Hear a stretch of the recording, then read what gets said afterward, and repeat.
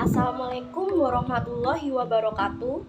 Perkenalkan, saya Melati Puspa Cahyani dari S1 Manajemen Universitas Muhammadiyah Surabaya dengan NIM 2019 1221142 akan menyampaikan jawaban dari soal dalam rangka memenuhi ujian akhir semester dari mata kuliah Teori Pengambilan Keputusan. Untuk pertanyaan pertama, saya diminta untuk menganalisa dan menjelaskan maksud dari akurasi dan kecepatan adalah dua hal yang sangat penting dalam konteks pengambilan keputusan saat ini dan masa yang akan datang.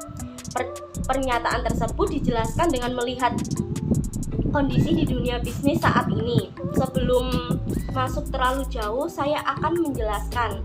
Jadi apa sih akurasi dan kecepatan itu? Akurasi adalah tingkat kebenaran atau kepastian dalam pengumpulan dan analisis data.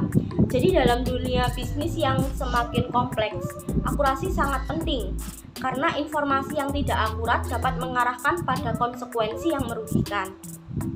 Sedangkan kecepatan yaitu kemampuan untuk mengumpulkan, memproses, dan mengambil tindakan berdasarkan informasi dengan cepat.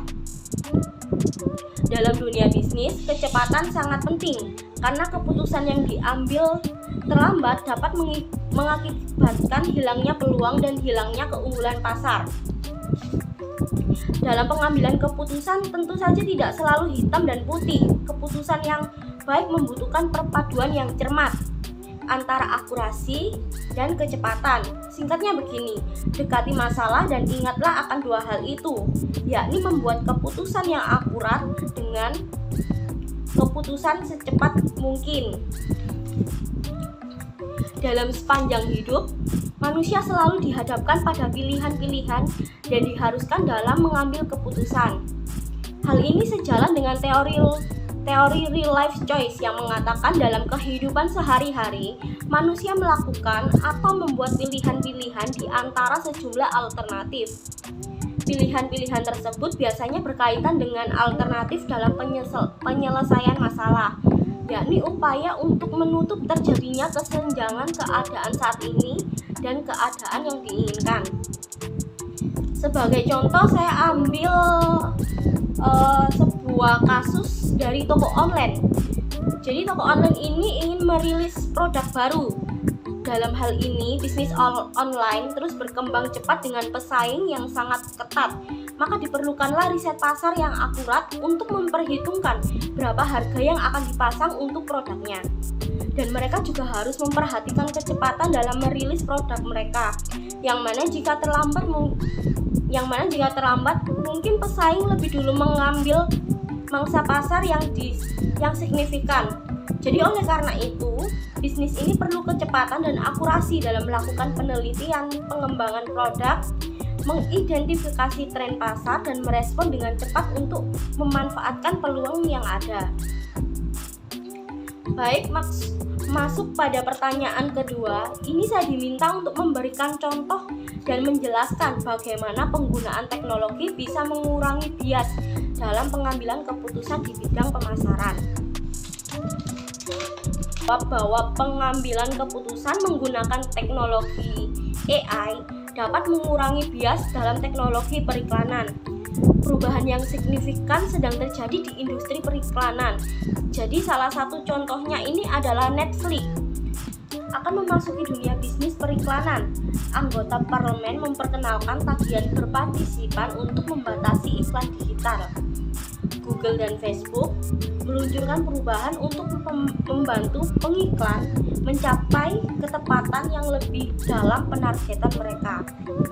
Bias adalah masalah umum bagi industri periklanan dan teknologi terprogram yang diadopsi perusahaan untuk kampanye pemasaran yang sangat mahal mungkin tidak memperbaiki keadaan. Pemasaran membangun kembali infrastruktur teknologi mereka untuk memanfaatkan teknologi kecerdasan AI. Netflix sudah bergantung pada teknologi ini untuk mempersonalisasi konten. Perkembangan ini mengharuskan pemasar menciptakan landasan kepercayaan dengan konsumen dan untuk mengimbangi industri. Hal itu harus dilakukan secara berskala. Itu sebabnya sebagai sebuah industri kita harus memanfaatkan AI dan teknologi lain yang kita miliki untuk membantu mengurangi bias. Dan untuk yang terakhir yakni nomor 3, saya diminta menjelaskan sesuai teori proses pengambilan keputusan secara urut dan terperinci terkait keputusan untuk mengembangkan suatu produk. Jelaskan produknya, lalu buat simulasi dan analisis decision matrix dengan menggunakan A.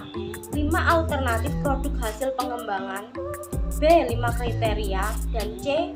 Pembobotan kriteria alternatif produk hasil pengembangan. Contohnya, jika kalian tahu rasa jagung rebus yang terlihat membosankan, bisa kita inovasikan menjadi rasa jagung rebus dengan berbagai macam varian. Jadi ini varian dari jagung rebusnya. Yang pertama ada yang namanya bacon cheese with green tea, yakni olahan jagung rebus yang diinovasikan menggunakan keju dengan rasa green tea. Yang kedua ada bacon with cheese and chocolate lava, yakni jagung rebus dengan tambahan keju dan coklat lumer.